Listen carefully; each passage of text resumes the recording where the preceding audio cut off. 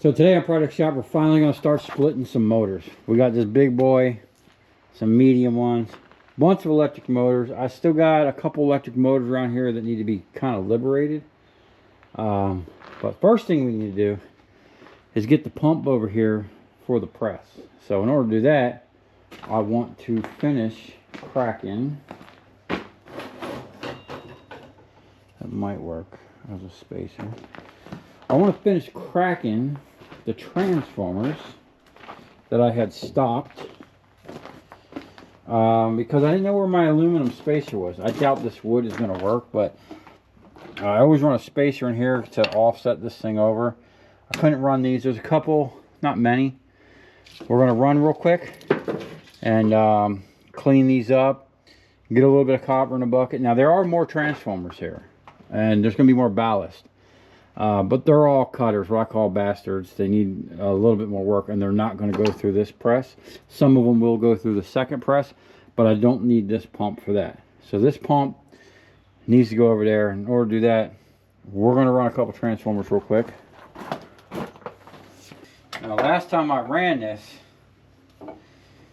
it was only breaking one side because there's not a spacer here. We're going to attempt this piece of wood because I just don't know where anything is right now. Let's see, do we have power?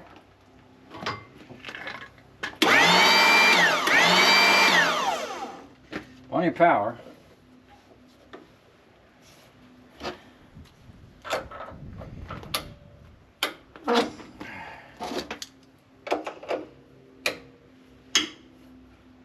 This thing's really ghetto. It really needs a rebuild. I just don't do that many transformers anymore. I might freshen this up a little bit, but this whole thing right here, I want to modify it to do something else. There we go. That's what we're looking for. Nice. Okay, now we can finish these out.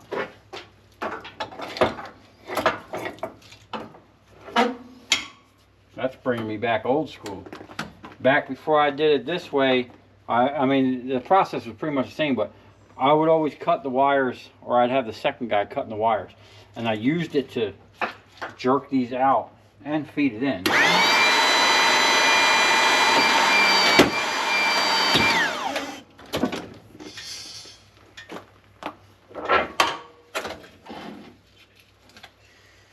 Okay. I mean, it did break it.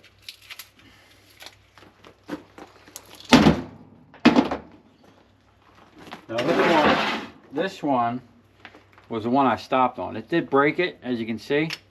You can always just shove it back in the machine now that it's kind of properly set up. I'm gonna tighten that up a little bit. Seems like our wood is compressing. Let's see what that does.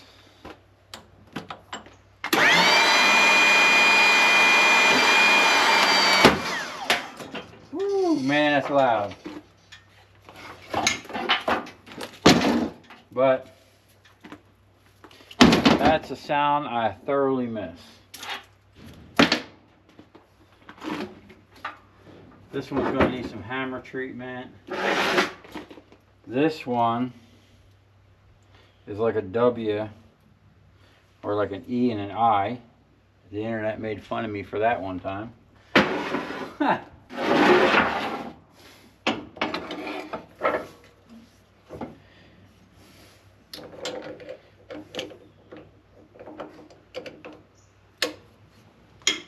Oh, that thing's just compressing.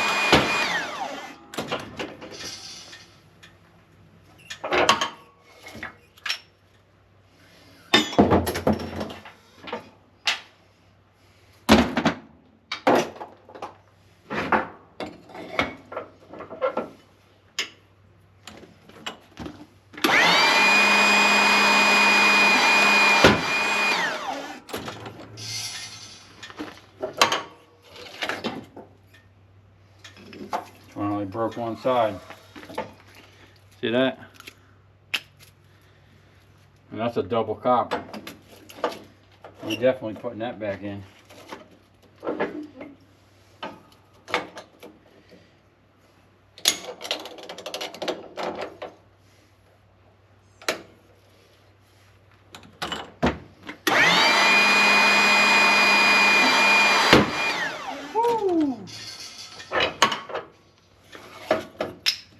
Okay, I guess we can run these real quick.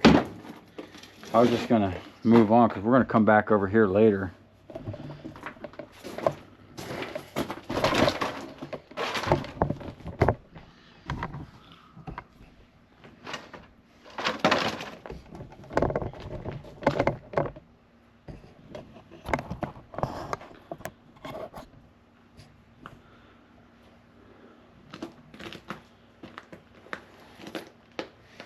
These are actually transformers.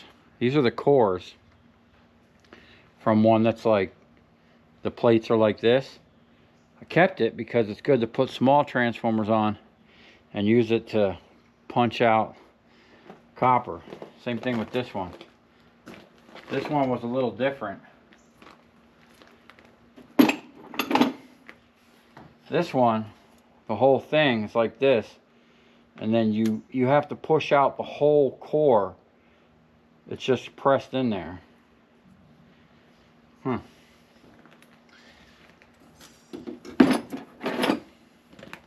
always good to repurpose stuff. Okay. These particular ones here, they're always double copper. These have plastic.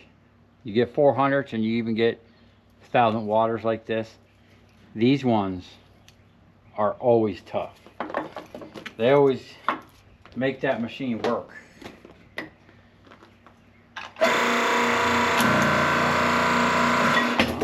Not today, I guess. I don't even think that went into low gear.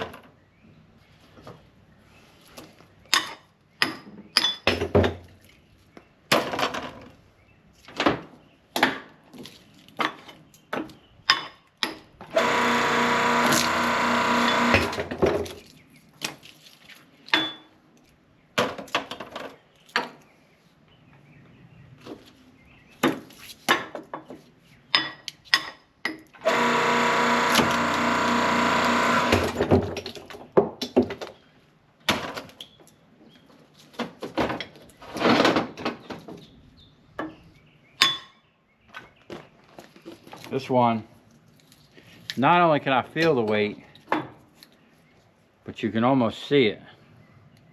Nice red copper color, and this is a lighter color, and that big coil is aluminum.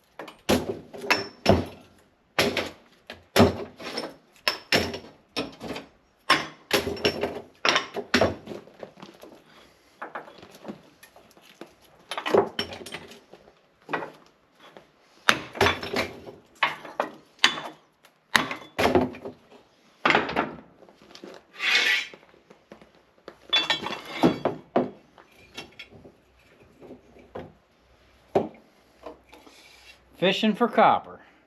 Heck yeah. Double copper coils. Come on, buddy. Come on.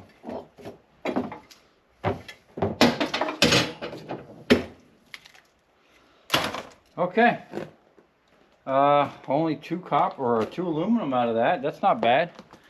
Now we're going to go ahead. I'll break down that pump, which is real easy. It's all quick connect and just pulling the wires up. We'll get it set up over there. We got copper in the bucket. That's a good start. Not much, but it weighs. We're going to start a drum because this stuff here is kind of unruly. We'll get it. Start a 55. Not that we got enough to fill a 55 right here, but we'll get, you know, we'll get some copper in there. Oh, look what we did today. Forklift running great. I think, now I don't know, now I might have said in the other video about the solenoid or whatever. I don't know if that's true, how the transmission works. If it has a solenoids that need 12 volt to activate, I've never taken one apart and I don't know much about it. So what happened with that thing yesterday, I got no clue. But all I know is after charging it up and running it, you know, put it in gear and running it back and forth, I felt like a click and everything just went back to normal. And I've been using it all day, or not all day, but earlier this morning we cleared out most of this. Now what I'm thinking I'm looking at down here, some of that is that what I can only assume is like a lava rock, this gray stuff. We got it all in drums over here. Okay, here's a good example of it. It's just, I don't know, kind of rough. I don't even know why people would put this down and run over it and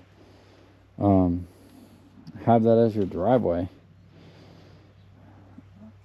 I could just see it eating up your tires. But anyway, I went ahead and put a whole bunch of it down there, and we got a long driveway and there's a couple low spots. So we went out there and dumped 4 or 2 drums. 2 full drums, I think. And then I don't know what we're going to do with the rest. And there's still more here. Like all this here, I'll try to clean up as much of this as possible. Everything under there, I mean, you can literally see.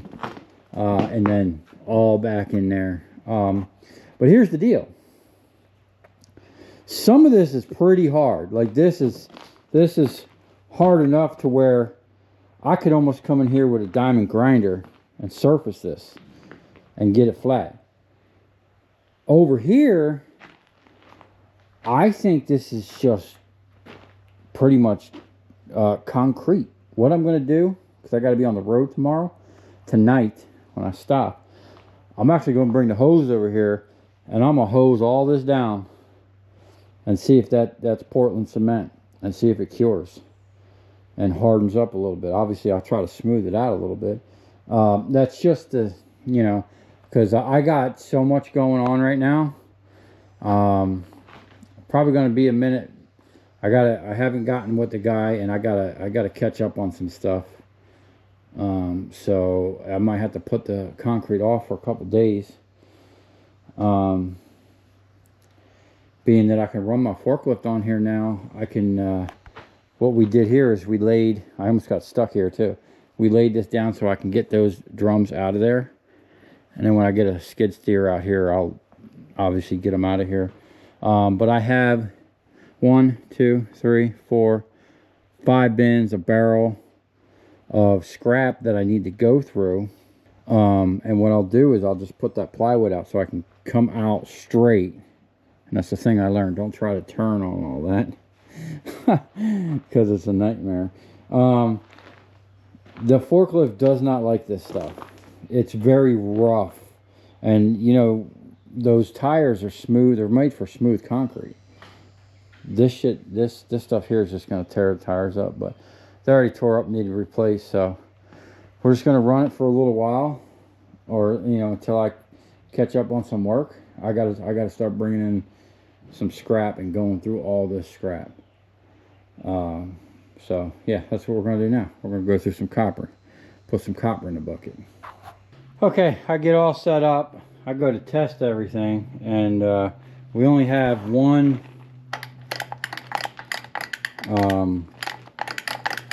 function. So we got no pull, it's only pushing. I'll show you here.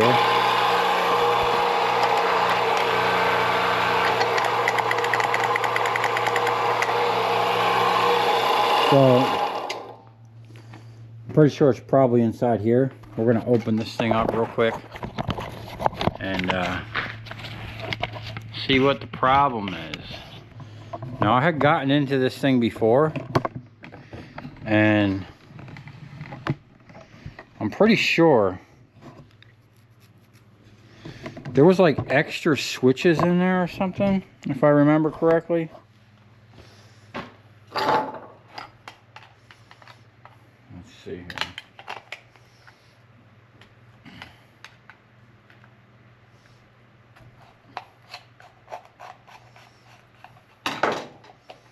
Something broke in here, but there was like a whole nother set of switches. I guess they were anticipating, or was it the single active one? One of these. It was either this one, which it probably was, because I used this one more. Oh. I mean, it could be the, I don't know if that's live. Could be the wire. I'm going to unplug this. Could be that wire. I'm not sure where it goes, but yeah, this was it. So this actually only uses one side. It pushes them both down, but each side comes with a spare switch. So it looks like our black wire, it's no wonder it came loose. Got to figure out where that black wire goes. I'm assuming it's going to go to the other side of the switch. So this is going to be a real simple fix, I assume. I need to go to the proper Phillips and a zip tie so we can stop that from happening again.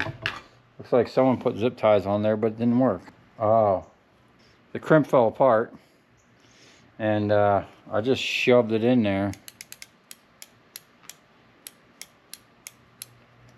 Huh. Let's plug it in and give it a try.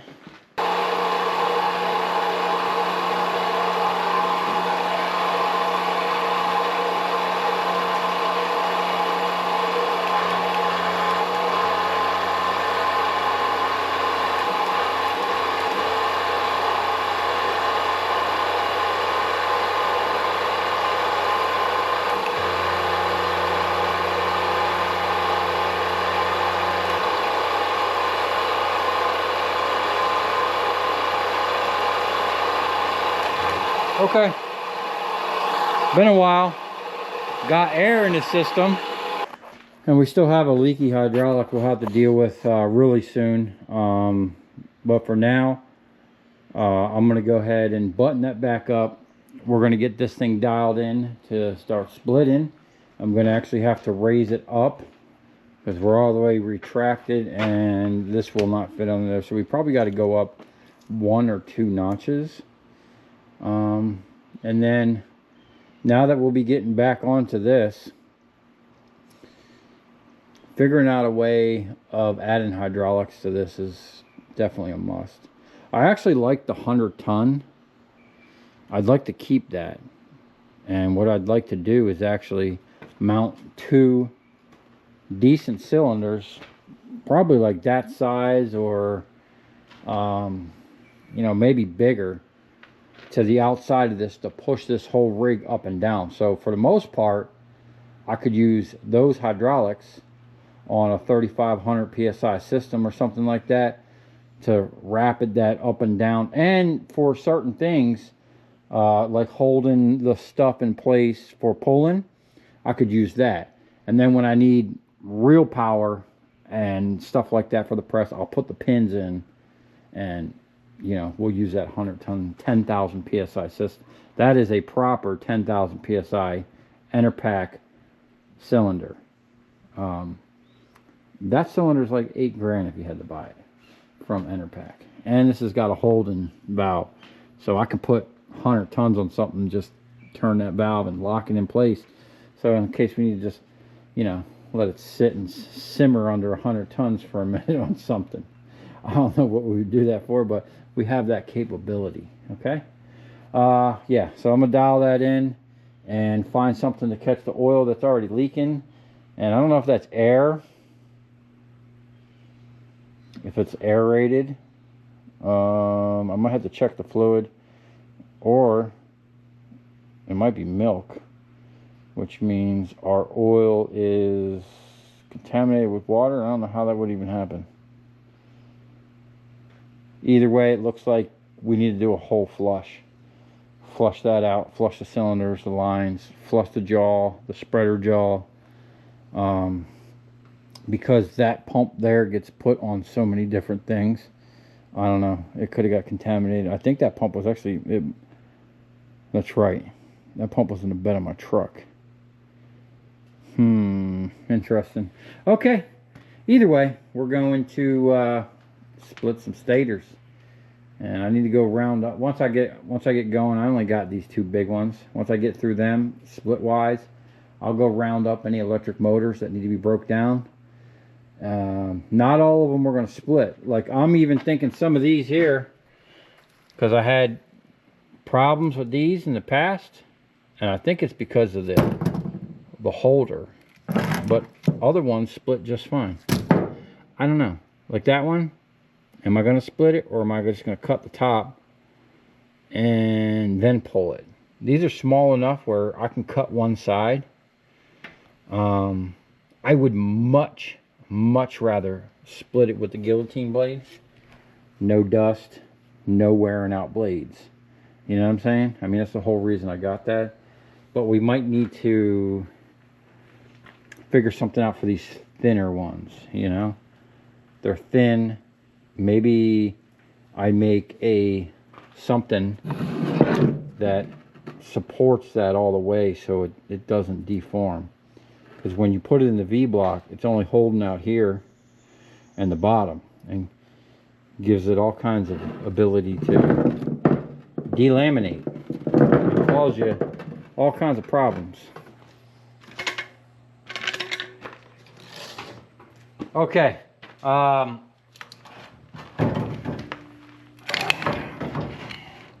gonna wow, this is really weird. The way this thing is, it's not very straight. Wow. We're just gonna try it right there. First big stator at the new place. First time running the stator wrecker in months. Put my safety glasses on.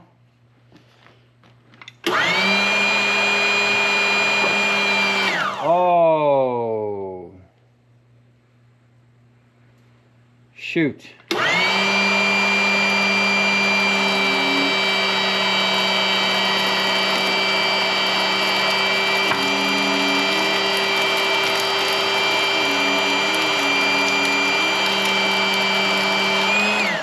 Cut through that like butter. Now,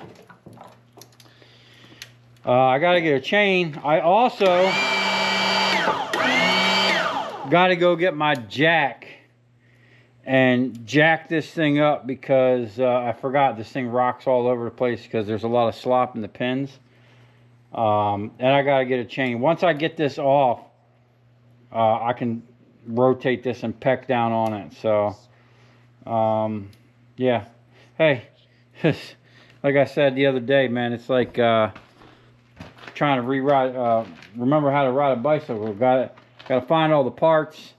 I didn't have the I don't know what I did with my paintbrush, so I robbed the thing for my tire machine so I can swab the blade with oil. We'll get dialed back in. We'll figure everything we need out. Okay, I got my chain right through the middle. Now, before I used to wrap it like through here and across, and it was flexing the blade. I really didn't like doing that. So what I'm going to do is I'm actually going to make me a small chain just to do this. And eventually, well, I really can't because I'd have to drill a bunch of holes. I was going to say I could just put a bar across there, but I think the chain up underneath the thing is just going to be the way to go.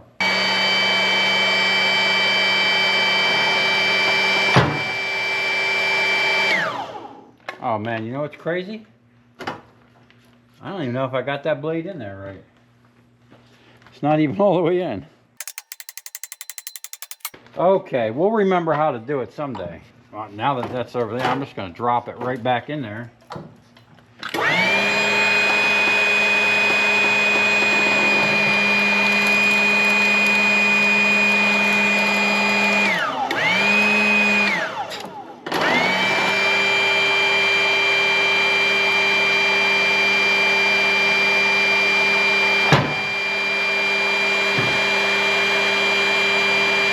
It's a really odd shaped stator.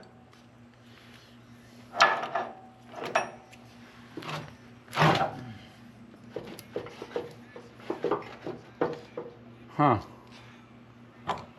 Alright, we gotta figure this out.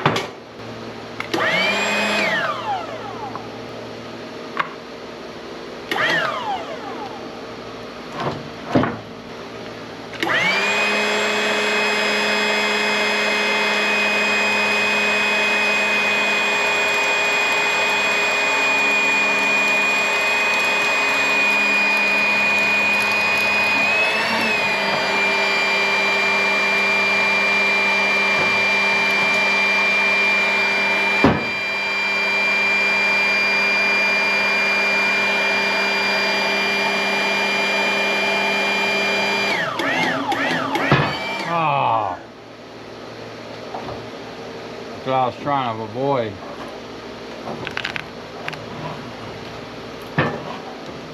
Wow.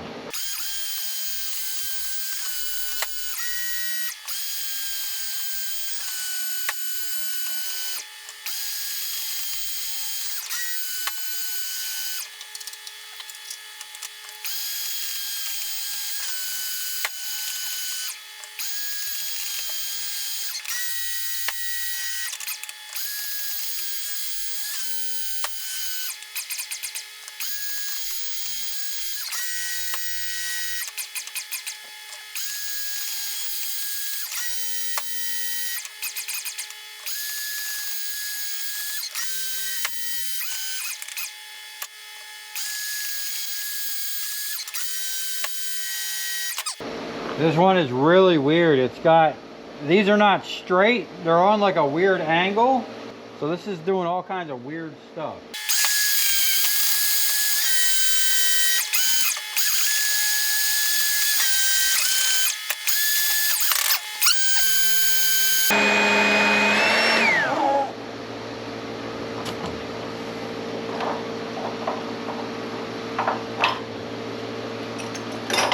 Putting that chain there worked good. I just leave it there, and it was slack enough to let it roll.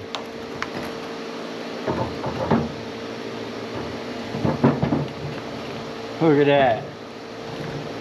We did get a couple off, but that might have been right there at the end. One plate off. I'm alright with that. This looks like it's going to pull real easy, okay? Now, we only had one big one like that, so what I'm going to have to do is I'm going to have to lower the machine back down. But now that I have the jack out here, earlier today, I was using the hydraulics and a bunch of cribbing, but now I could just use that jack down there. And the reason I put the jack under there is because this press works backwards from most press. The carriage, which is supposed to be able to go up and down, is stationary and welded to the table.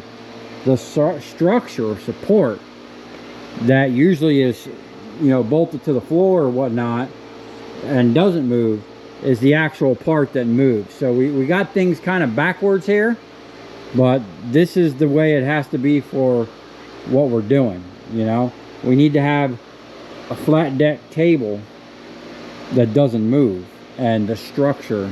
Now the structure, if I had a longer stroke cylinder, we wouldn't need to do, you know, we could just weld it in place and then have a full stroke of the whatever. But the way that I'm doing mine is different than the way most balers or a press. The press that I'm replicating had like the cylinder above. So say if it had a 4-foot stroke, you would have the structure with a 4-foot opening, right, this high, and then you'd have another 4 feet above it, way up there. So you need tons of clearance. The way I want to do it, putting the cylinders on the side, I can compact everything to within the structure itself. I could still have the auto loader, okay, and we ain't got to worry about cylinders sticking, you know, 12 feet in the air.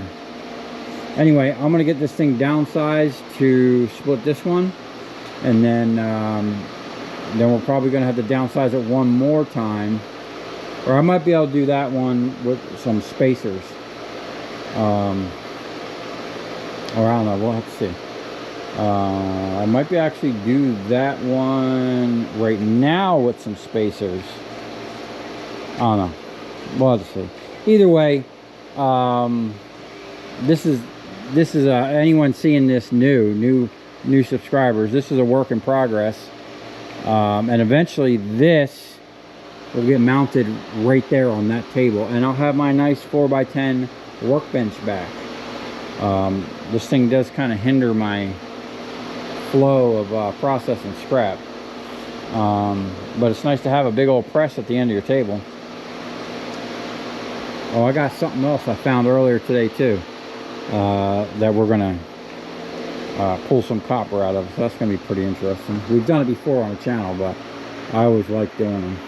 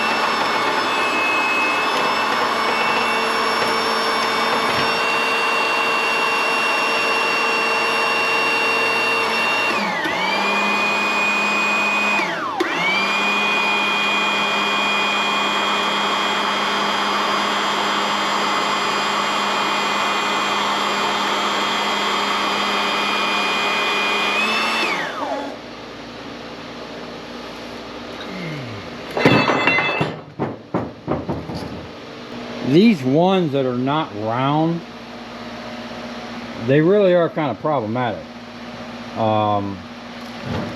But hey, look, it cut it right in half, no problem. Not too much copper in that, but it's still a nice little chunk.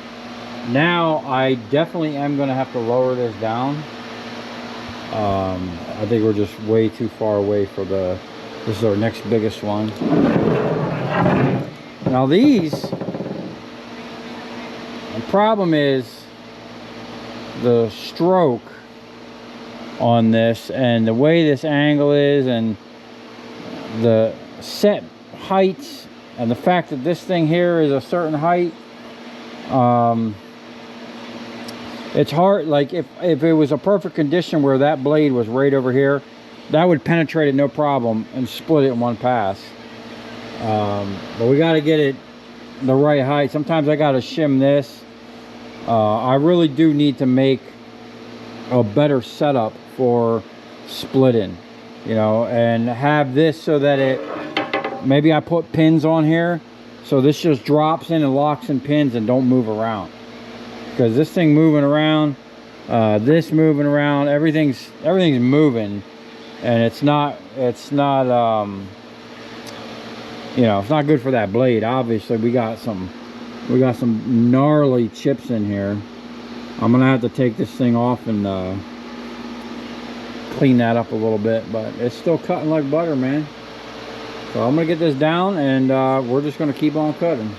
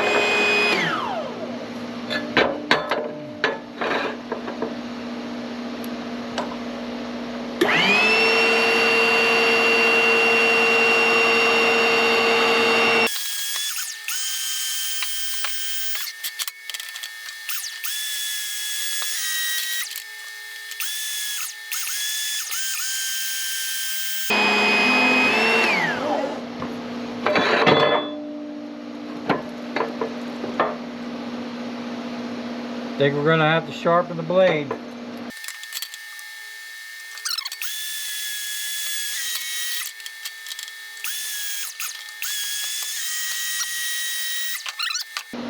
Okay, this one's iffy.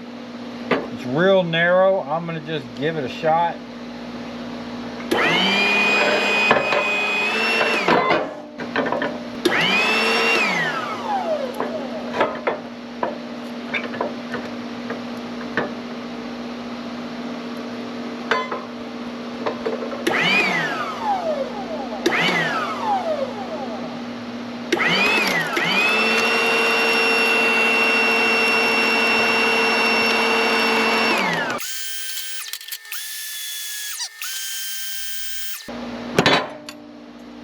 I knew that was a bad idea.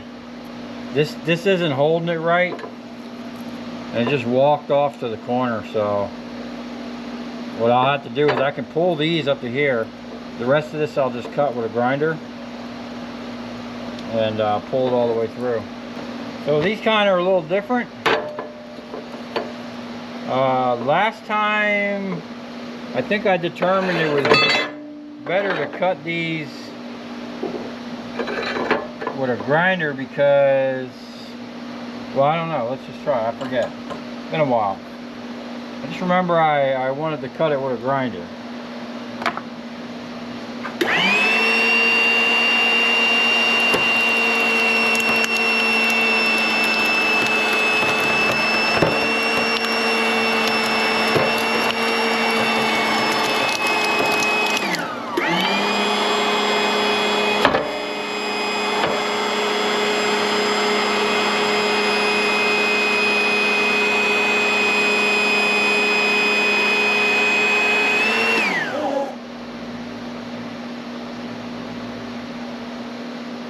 Huh. That's stuck. That's the problem with this set. This is something I just built one night. It was never supposed to be like used that much or in any type of production capacity. But right now it's all I got. And it does kind of work.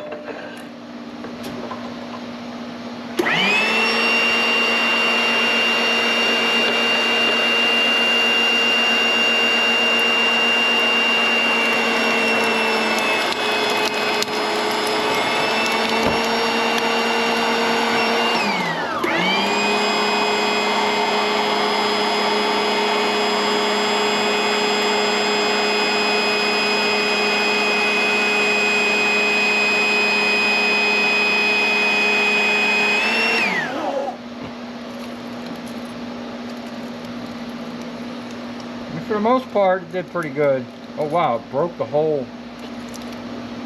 thing broke. Huh. Oh wow, that's gonna make it easy to get that out. I've never seen one do that before. Look at that. Opened it right up. Okay, that one kind of made a mess.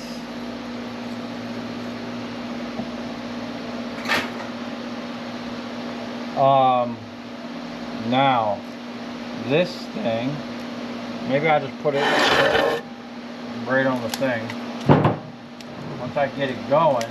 Oh, we got one more.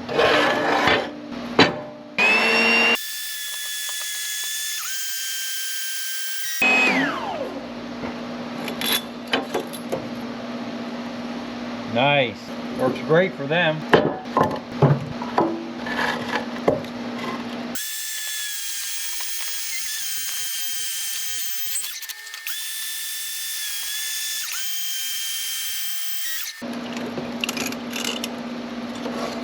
All right. Oh, that one was heavy. This thing goes to cut transformers as well, right? I seen online of the guy cutting these. He just left the bolts in and just sheared right through the bolt with the blade. I'm not too fond of, you know, cutting the bolt. I do got 4 transformers. We're gonna try and cut them, but I'm gonna grind off the bolts first. I could technically probably just unscrew them.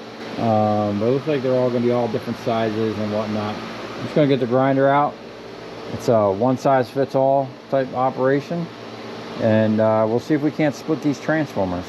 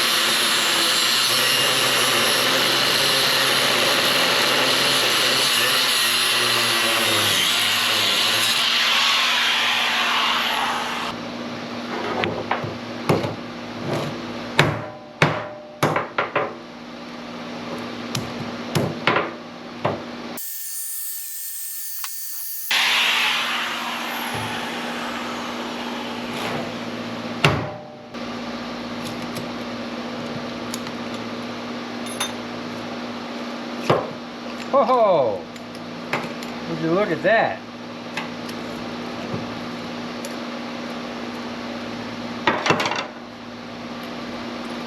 If I would have known that was going to happen, I would have just cut 2 bolts. I could send that right over to the second press. Okay. What do we got there? Got a little bit of glue on it.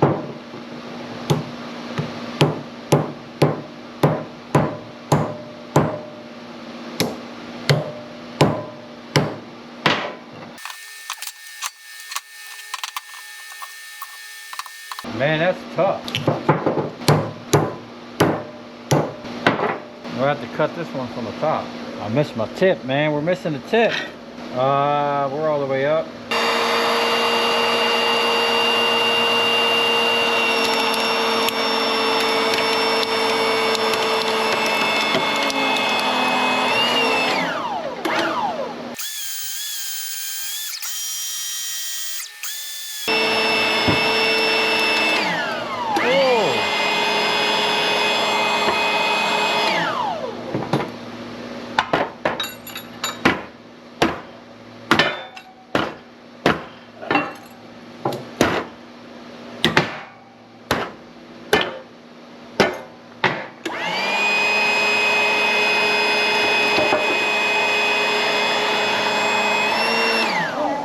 It did shear right through that pin. Now I wouldn't want to be doing that on the regular.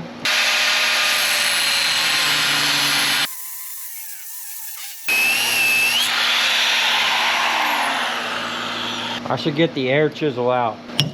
I forget about the air chisel. The air chisel would be a great way to cut these. You know, you could just come down here and cut these faces.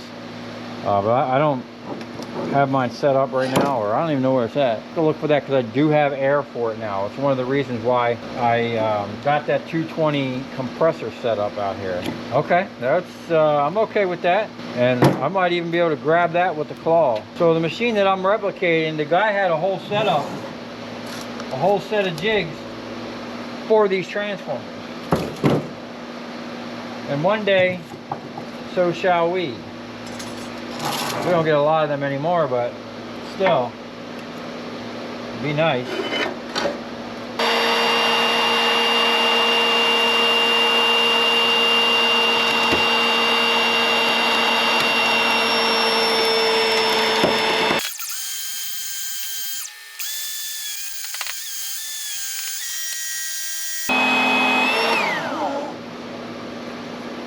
Oh no.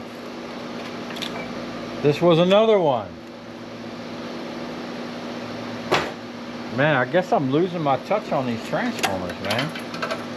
Yeah, I didn't even need to do that one. I drove that thing down into that wood. Obviously, an air chisel or something.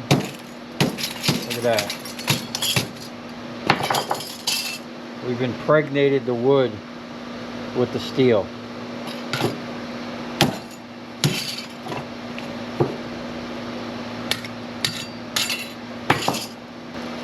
Oh yeah. Nice little nuggets. Okay. That's funny, man. Look at the size difference between the top coil and the bottom coil. Okay. This one's definitely one of those back and forth ones. I don't know, I kind of like splitting the transformers with this thing. 100-ton press versus wood.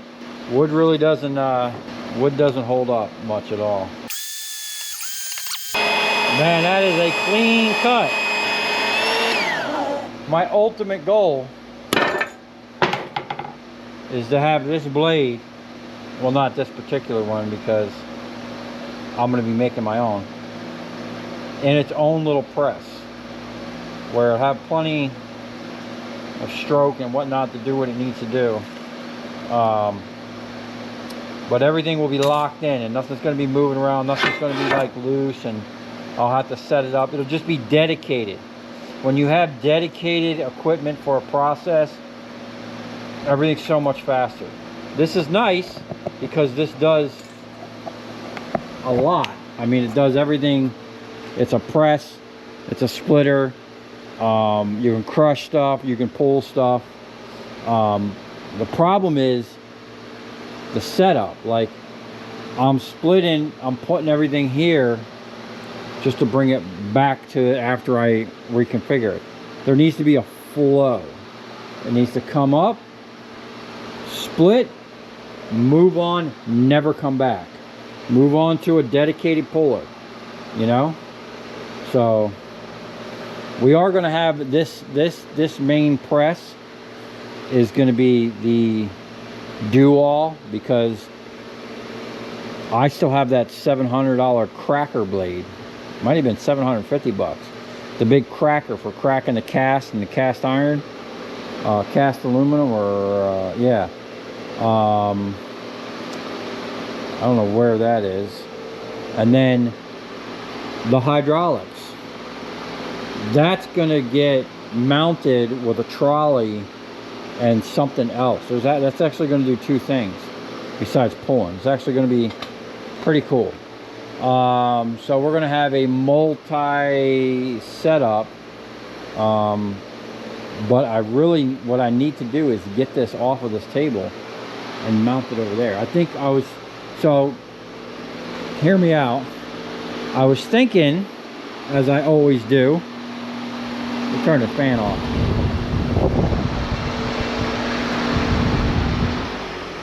Okay, so I think what I'm gonna have to do is most likely swap positions, because I want to get that thing moved over like ASAP. It's got to go. And I think I need to get that table out here, I need the space, and the press is actually going to get turned this way so that I'll be, working that far corner. But I need a 4x8 plate. This is the original part of the table, which ends here, and we got stuff hanging off the edge. This is 8-foot I-beams exactly, and they're 4 foot apart exactly. I made this table years ago, and this is a floater.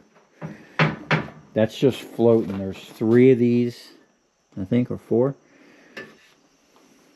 So this table, I originally built this table as a welding table.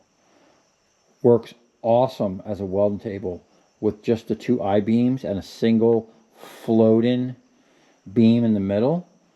Because if you're doing like I built that other press on this table, and it was nice because I can just clamp it around and weld, like get all the way around. It's not like you're just welding on top of a steel, flat piece of steel, or even a fixture table.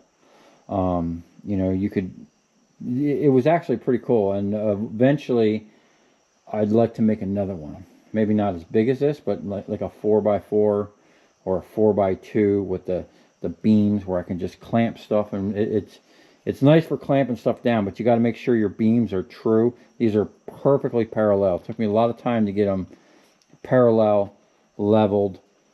But anyway, I'm going to stick a 4x8 sheet, which I think it's going to come maybe 1 foot. It's going to gain a foot here, and it's going to gain 2 feet on either end.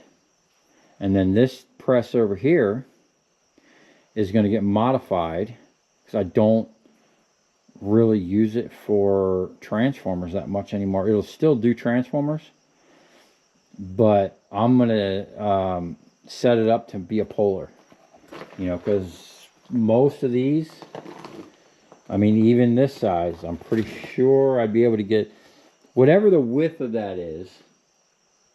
I'll be able to get that, in there and pull it. And I have a cool idea for the puller.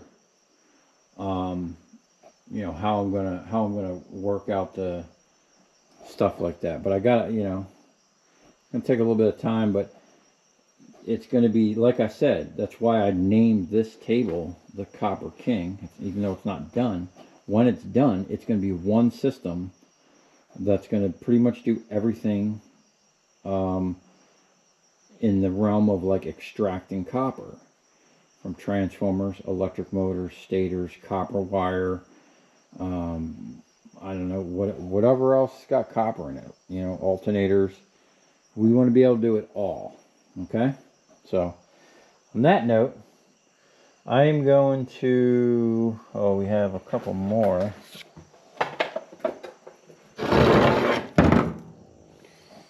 That needs to be, I think I'll just cut that with the grinder.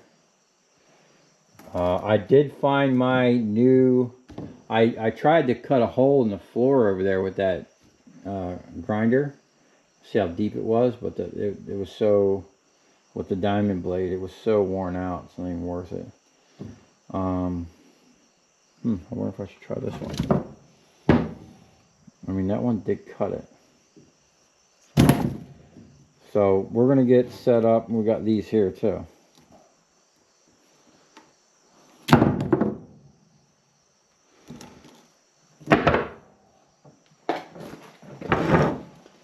I'm gonna get this thing set up to start pulling, and we'll get some copper in the bucket. The rest of this stuff I can cut and whatnot. I used a grinder on it. I'm not scared. Alright, we got the big stator in there. I made a custom bucket for our leaky cylinder. I don't know what happened to the metal pan I had. I found a few more small transformers, so I'll run them maybe tomorrow or later. We'll see how I feel.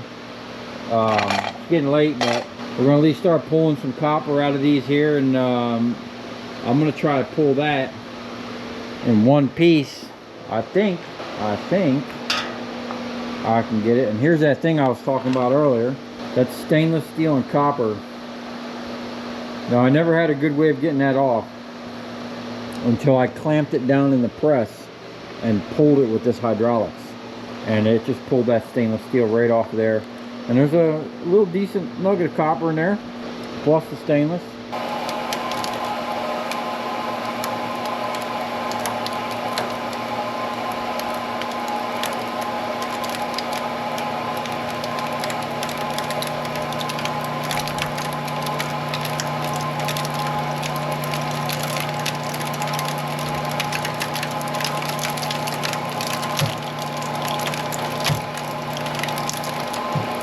Okay, I think we got a couple things going on here. The hydraulics are probably really cold, and or that thing is just really low, because this thing ain't moving for nothing.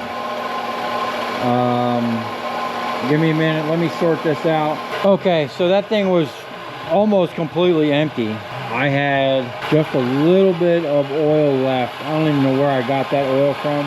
I can't find my other oil right now. But yeah, so I think right now we're just working with cold hydraulics. I'm just going to rip this out. I'm not going to try to get it out in one piece. It's just taking I was going to try and put my other pump on here,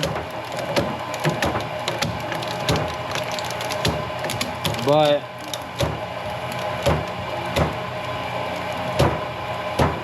that pump I need to operate by the foot and the valve up there. I mean, it probably would be faster.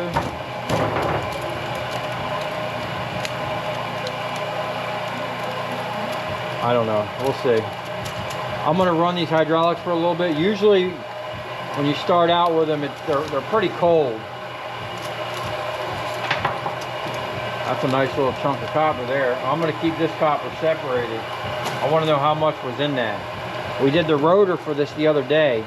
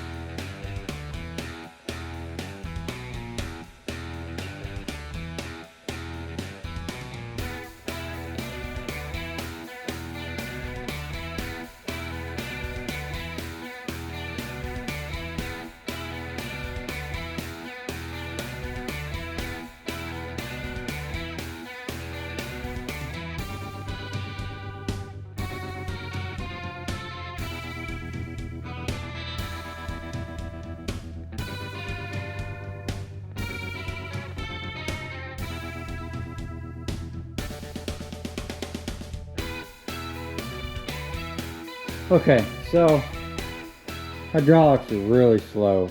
It was like watching paint dry. But look at that. We got a huge chunk of copper out of that. Those that came from a generator. Those generators, normally they were there. Now I have come across a couple where I don't think they were 3-phase. And for whatever reason they only had small bits of copper in them, but the rotors always have as much or more copper in them. So that's why I like these things over electric motors, because electric motors, here I'll show you, have,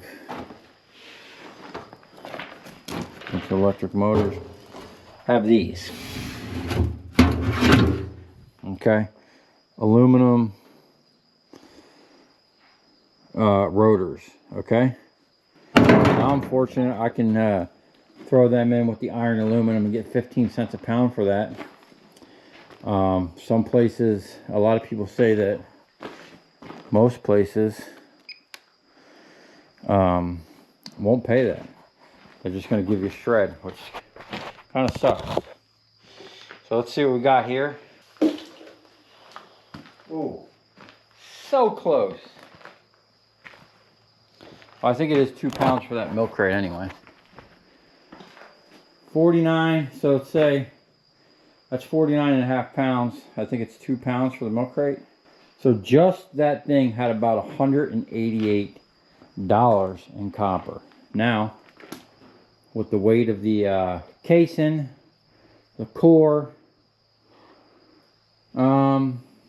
probably could be close to 200 bucks just for that one stator. Now, along with that came the rotor, all the heavy steel from that, and the copper that you guys seen me pull out in another video. So those things are definitely worth it. Now, if I had a better setup on the hydraulics, I mean, I could have ripped that out in 20 seconds or less, you know. That's going to be it. I'm going to wrap this up for tonight, and we're going to come back here tomorrow morning. We're all set up. I'm just going to keep pulling copper.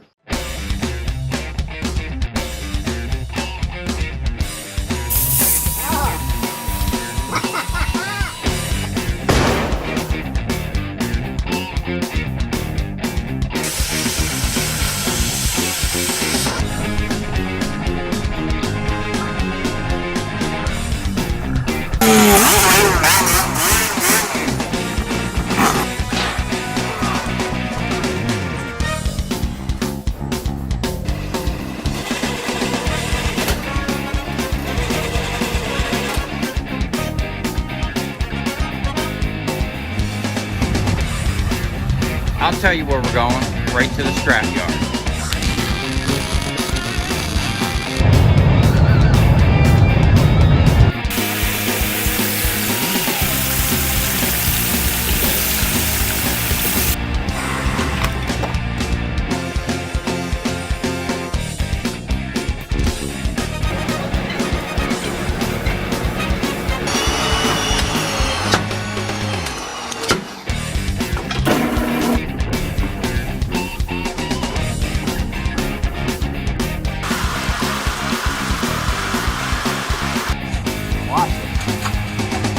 Dance. You ever seen your copper dance before?